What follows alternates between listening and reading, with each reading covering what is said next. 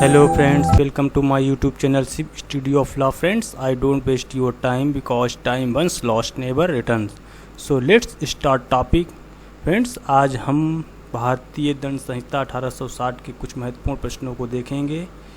तो देखते हैं भारतीय दंड संहिता 1860 के महत्वपूर्ण प्रश्नों को। फ्रेंड्स, इसकी PDF की लिंक आपको अंत में डिस्क्रिप्शन के बॉक्स में मिल जाएगी। तो देखते हैं क्वेश्चन नंबर फर्स्ट को। भारतीय दंड संहिता 1860 के ग्रहण की तिथि है 6 अक्टूबर 1860 को भारतीय दंड संहिता को अधिनियमित किया गया था। नेक्स्ट क्वेश्चन है आपका, भारतीय दंड संहिता 1860 के प्रवर्तन लागू होने की तिथि है 1 जनवरी 1862। भारतीय दंड संहिता 1 जनवरी 1862 को लागू हुआ। नेक्स्ट क्वेश्चन थर्ड है आपका, भारतीय दंड संहिता 1860 में कुल कितनी धाराएं हैं? भारतीय दंड संहिता में कुल 511 धाराएं हैं। एवं नेक्स्ट क्वेश्चन है आपका, भारतीय दंड संहिता 1860 में कुल कितने अध्याय हैं? 23 अध्याय हैं। नेक्स्ट क्वेश्चन आपका फिफ्थ है, भारतीय दंड संहिता 1860 जम्मू कश्मीर राज्य में कब से प्रभावी है?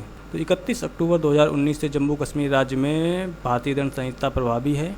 नेक्स्ट क्वेश्चन है आपका, शब्द जम्मू कश्मीर राज्य के सिवाय को भारतीय दंड संहिता से कब विलोपित किया गया? 31 अक्टूबर 2019 को धारा 1 भारतीय दंड संहिता में शब्द जम्मू कश्मीर राज्य के सिवाय को विलोपित कर दिया गया है और 31 अक्टूबर 2019 से भारतीय दंड संहिता संपूर्ण भारत में प्रभावी है।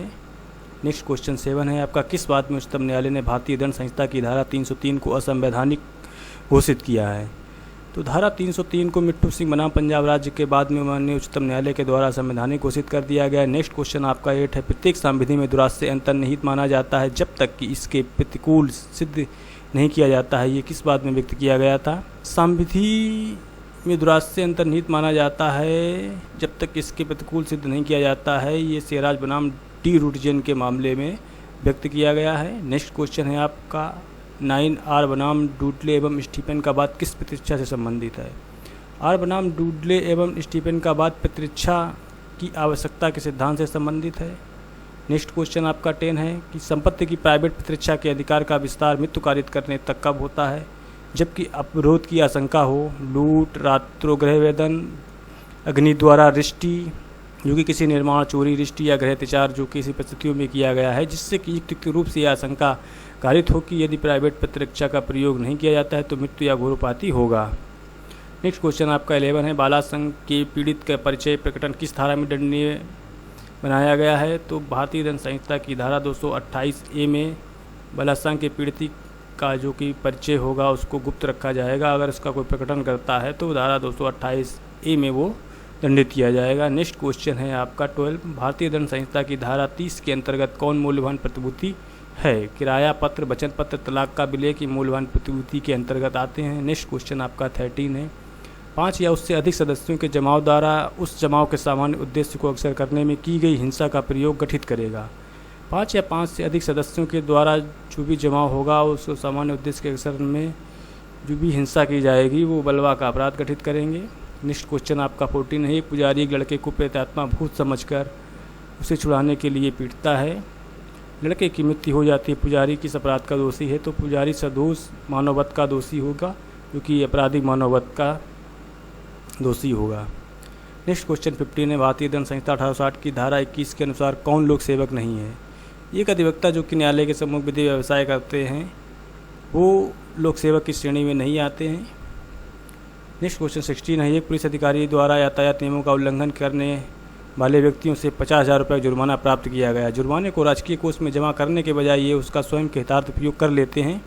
तो पुलिस अधिकारी द्वारा भारतीय दंड संहिता के कौन सा अपराध कारित किया गया है? पुलिस अधिकारी ने आपराधिक न्यायिक भंग का अपराध किया है धारा 405 के अंतर्गत। नेक्स्ट क्वेश्चन है 17, एक कुत्ते को बी की बिना सहमति के उसे बी के ऊपर कूदने को उकसाता है ताकि बी को कष्ट हो। ए ने कौन सा अपराध किया है? ए ने आपराधिक बल का प्रयोग किया है धारा 350 के अंतर्गत आपराधिक बल के प्रयोग का दोषी होगा। नेक्स्ट क्वेश्चन आपका 18 है, भारतीय दंड संहिता की कौन सी धारा प्रतिनिधिक आपराधिक दायित्व के सिद्धांत को मान्यता देती है?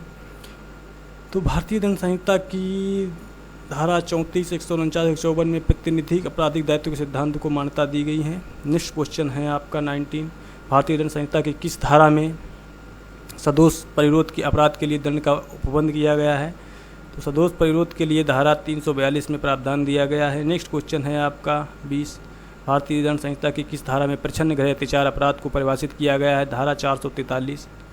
में प्रच्छन्न गृह अत्याचार के अपराध को परिभाषित किया गया है। नेक्स्ट क्वेश्चन आपका 21 है। भारतीय दंड संहिता के अंतर्गत किस धारा में अपराधियों को न्यायालय के आदेश पर फांसी देने वाला जल्लाद आपराधिक दायित्व से मुक्त है?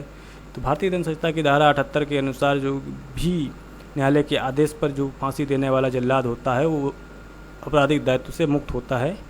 नेक्स्ट क्वेश्चन है आपका 22। भारतीय दंड संहिता 1860 में ना समझ गुड़िया डोली इन कैप्सेस को आपराधिक दायित्व से छूट किस धारा में प्राप्त है? धारा 82 में 7 वर्ष से कम आयु के शिशु के द्वारा किया गया कार्य अपराध नहीं है के बारे में प्रावधान करती है, जिसको डोली इन कैप्सेस ना समझ गुड़िया के नाम से भी जाना जाता है।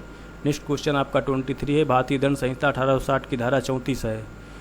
भारतीय दंड संहिता 1860 की धारा 34 साक्ष्य विधि का एक नियम है। नेक्स्ट क्वेश्चन है कि भारतीय दंड संहिता की किस धारा में दंगा को परिभाषित किया गया है? धारा 159 में दंगा को परिभाषित किया गया है एवं 160 में दंगा के लिए दंड को परिभाषित के बारे में बताया गया है। नेक्स्ट क्वेश्चन है आपका भारतीय दंड संहिता की किस धारा में बलवा को परिभाषित किया गया है? धारा 146 में बलवा को परिभाषित किया गया है। 147 में बलवा के लिए दंड के बारे में बताया गया है। नेक्स्ट क्वेश्चन आपका 26 है। ये भारत में बी को, जो कि पाकिस्तान में एक विदेशी है, पाकिस्तान में हत्या करने के लिए उकसाता है। बी हत्या कर देता है, इस मामले में ये हत्या के दुष्प्रभाव का दोषी होगा। नेक्स्ट क्वेश्चन 27 है। महिला की लज्जा भंग करने संबंधी हमला दंडनीय है? तो भारतीय दंड संहिता की धारा 354 में महिला की लज्जा भंग करने संबंधी हमला को दंडनीय बनाया गया है। नेक्स्ट क्वेश्चन 28 है। भारतीय दंड संहिता की किस धारा में दहेज मृत्यु का उपबंध किया गया है? तो भारतीय दंड संहिता की धारा 304 में दहेज मृत्यु के बारे में प्रावधान दिया गया है। नेक्स्ट क्वेश्चन है 29।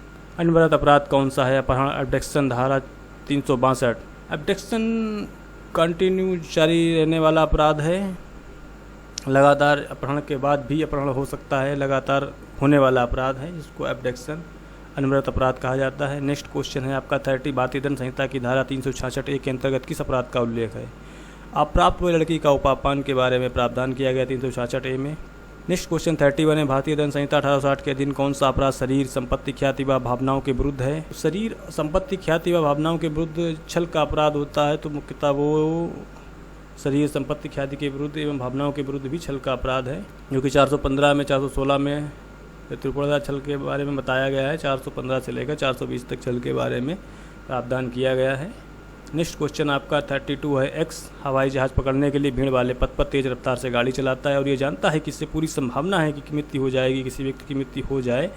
जेड एक्स की गाड़ी से मारा जाता है। एक्स किस अपराध का दोषी होगा? एक्स हत्या के अपराध के लिए दोषी होगा। नेक्स्ट क्वेश्चन आपका 33 है। भारतीय दंड संहिता की कौन सी धारा स्वैच्छिक मदिरापान से संबंधित? धारा 86 स्वैच्छिक मदिरापान से संबंधित है। कोई भी व्यक्ति अपनी स्वेच्छा से मदिरापान करता है तो उसका बचाव नहीं ले सकता है, धारा 86 के अंतर्गत। नेक्स्ट क्वेश्चन 34 है आपका। ये एक बक्से में जो कि बी का है, इस आशय से आभूषण रखता है कि वे उस बक्से में पाए जाएं और इस परिस्थिति में बी चोरी के लिए दोषी ठहराया जाए। इन्हें कौन सा अपराध किया है? इन्हें भारतीय दंड संहिता की धारा 192 के अंतर्गत मिथ्या साक्ष्य गढ़ने का अपराध किया है, तो ये मिथ्या साक्ष्य गढ़ने का अपराधी होगा। नेक्स्ट क्वेश्चन 35 है। चोरी का अपराध है। चोरी का अपराध चल संपत्ति के विरुद्ध अपराध होता है। नेक्स्ट क्वेश्चन है 36। कोई विवाहित व्यक्ति जारक्रम का अपराध करता है यदि वह मैथुन करता है, अपनी पत्नी के अतिरिक्त किसी अन्य विवाहित महिला के साथ मैथुन करता है तो वह जारक्रम का अपराध करता है। नेक्स्ट क्वेश्चन 37 है। जारक्रम अपराध नहीं है, ऐसा किस बात में उच्चतम न्यायालय द्वारा निर्धारित किया गया? जोसेफ साइन बनाम भारत संघ 2018 के मामले में निर्धारित किया गया है कि जारक्रम अपराध नहीं है। नेक्स्ट क्वेश्चन 38 है। घोरपाहिती के कितने प्रकार भारतीय दंड संहिता में बताए गए हैं? तो भारतीय दंड संहिता की धारा 320 में 8 प्रकार की उपपत्ति घोरपति के बारे में बताया गया है। नेक्स्ट क्वेश्चन 39 है। मानहानि के लिए दंड किस धारा में है? तो मानहानि के लिए दंड धारा 500 में प्रावधानित किया गया है। 499 मानहानि के बारे में बताया गया है। नेक्स्ट क्वेश्चन है आपका 40। मानहानि के कितने अपवाद हैं? 499 में मानहानि के 10 अपवादों को बताया गया है। नेक्स्ट क्वेश्चन 41 है। भारतीय दंड संहिता की धारा 326 ये 326 भी को कब जोड़ा गया? आपराधिक विधि संशोधन अधिनियम 2013 में 326 या 326 भी को जोड़ा गया, जो कि 3 फरवरी 2013 से प्रभावी हैं। नेक्स्ट क्वेश्चन है आपका 42। भारतीय दंड संहिता की कौन सी धारा है जिसमें अपराध पूर्ण होने पर किसी भी सज़ा का प्रावधान नहीं है? धारा 309 है कि आत्महत्या का प्रयत्न के बारे में बताती है, परंतु ये जो कि आत्महत्या, अगर कोई व्यक्ति आत्महत्या का अपराध करता है और वो पूर्ण हो जाता है तो आत्महत्या करने वाला व्यक्ति तो समाप्त हो जाता है, तो सज़ा किसको दी जाएगी? तो ये एक ऐसी स्पेशल धारा है जिसमें कि अपराध पूर्ण होने पर किसी भी प्रकार का दंड नहीं दिया जाता है। जो अपराध करने वाला ही व्यक्ति नहीं रहता है तो दंड किसको दिया जाएगा? तो धारा 309 है, क्योंकि ये अपराध पूर्ण होने पर किसी भी सज़ा का प्रावधान नहीं करती है। नेक्स्ट क्वेश्चन 43 है, मिथ्या इत्तला देने का प्रावधान किस धारा में है? भारतीय दंड संहिता 1860 की धारा 177 में मिथ्या इत्तला देने का प्रावधान के बारे में प्रावधान है।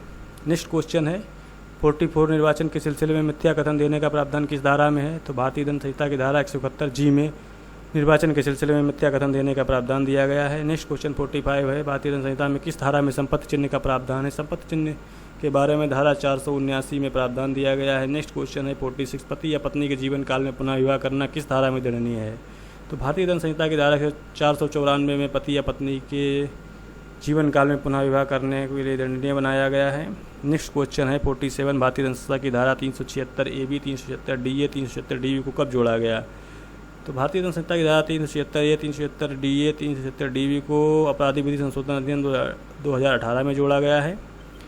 नेक्स्ट क्वेश्चन है आपका 48, आपराधिक विधि संशोधन अधिनियम 2018 किस तिथि से प्रभावी है?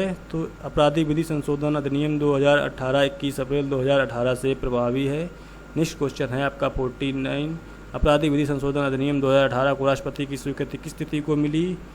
तो आपराधिक विधि संशोधन अधिनियम 2018 को राष्ट्रपति की स्वीकृति 11 अगस्त 2018 को मिली, परंतु ये प्रभावी 21 अप्रैल 2018 से ही है। नेक्स्ट क्वेश्चन 50 है आपका, हिकलिन का नियम भारतीय दंड संहिता की किस धारा में प्रावधानित है? हिकलिन का नियम धारा 292 में प्रावधानित है। तो फ्रेंड्स, उम्मीद करते हैं कि आज के टॉपिक में आपने भारतीय दंड संहिता 1860 के महत्वपूर्ण प्रश्नों को समझा जिसकी। तो फ्रेंड्स, उम्मीद करता हूं कि आज के टॉपिक में आपने अच्छे से प्रश्नों को समझा। तो यदि वीडियो आपको अच्छा लगा हो तो लाइक करें और शेयर करें, और यदि आप चैनल पर नए हैं तो चैनल को सब्सक्राइब करें, और यदि सब्सक्राइब कर लिया है तो बेल आइकन को प्रेस करें जिससे कि आपको अगले इंपॉर्टेंट वीडियोज़ का नोटिफिकेशन प्राप्त हो सके। तो देखते रहिए अपने favourite YouTube channel Sip Studio of Law को। तो मिलते हैं आपसे अगले टॉपिक में, तब तक के लिए bye bye and take care. जय हिंद, जय भारत।